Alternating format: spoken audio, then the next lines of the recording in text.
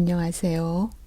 임승우 목사님의 묵상 다니엘 1장 6 제목 하나님께 순종하면 정말 공부를 잘할까? 하나님이 이 네 소년에게 학문을 주시고 모든 서적을 깨닫게 하시고 지혜를 주셨으니 다니엘은 또 모든 환상과 꿈을 깨달아 알더라. 왕이 그들과 말하여 보매 무리 중에 다니엘과 하나냐와 미사엘과 아사랴와 같은 자가 없으므로 그들을 왕 앞에 서게 하고 왕이 그들에게 모든 일을 묻는 중에 그 지혜와 총명이 온 나라 박수와 술객보다 10배나 나은 줄을 아니라. 다니엘 1장 17절 19절 20절. 바벨론에서 이스라엘 교육의 탁월함을 입증하다.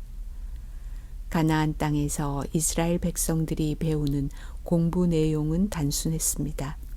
구약을 통해 미루어 짐작해보면 성경을 읽고 외우고 이해하고 서로 논의하고 행하는 것이 생활이고 삶이었습니다. 하나님의 인도하심을 찬양하는 것이 예술 활동이었습니다. 그리고 철저히 실생활에서 꼭 필요한 부분들이 가정이나 선지자 학교에서 교육되었습니다. 이에 비해 바벨론 교육은 천문학이 최상 수준이었고 공중 정원을 지은 것으로 보아 건축을 포함한 종합적인 문화 수준은 당대 최고이었으며 그 화려함과 부유함은 그 이후 시대에서도 선망의 대상이었습니다. 다니엘과 세 친구는 바벨론에서 바벨론 학문과 언어를 배웠습니다. 그리고 거기에 기반을 둔 시험을 보았을 것인데 그 시험에서 탁월함을 입증하였습니다. 그로 말미암아 다니엘과 그 친구들은 필요성이 증명되어 바벨론 현장에서 일을 하게 되었습니다. 이 일이 어떻게 가능할까요? 모든 서적을 깨닫다의 의미. 개신교의 성경적 세계관은 창조, 타락, 구속이라는 기본 틀을 가집니다.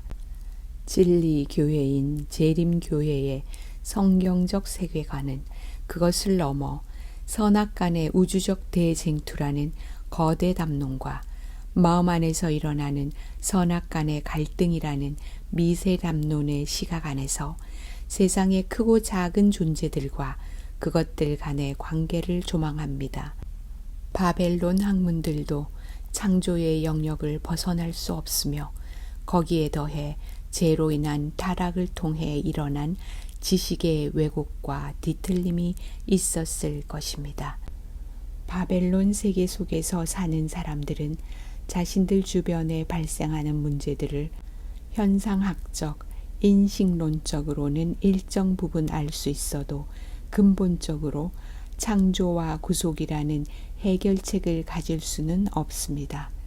그래서 세상에 대한 기본 문제가 잘못되었기 때문에 그들은 사물과 문제를 올바로 인식하는데 한계가 있고 그로 인해 해결책과 대안을 찾는 일에도 한계가 있었을 것입니다.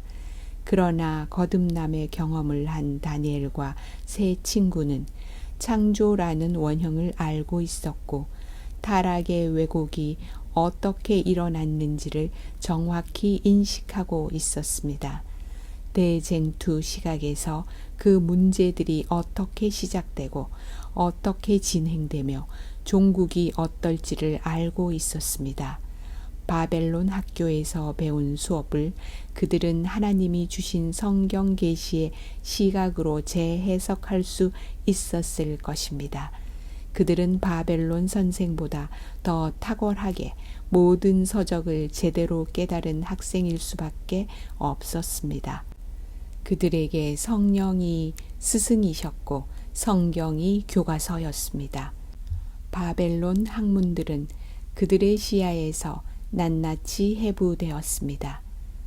바벨론 왕은 무엇을 물었을까?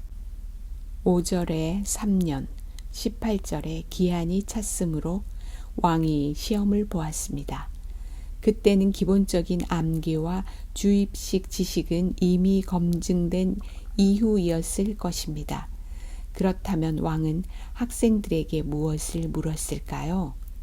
학업 기한이 다 찬 3년은 다니엘서 2장 신상 꿈 사건이 지난 다음이었습니다. 2장에 견주어 보면 왕의 모든 관심사는 왕국이 가진 현재의 문제를 어떻게 해결해서 미래의 안녕을 얻을 수 있을까이었을 가능성이 높습니다. 그리고 창조와 계시의 백성들은 이미 그 해답과 정답을 가지고 있었습니다. 바로 우리처럼. 기도, 하나님이 주신 계시와 모든 지식을 판별할 수 있는 지혜를 얻게 하소서. 아멘.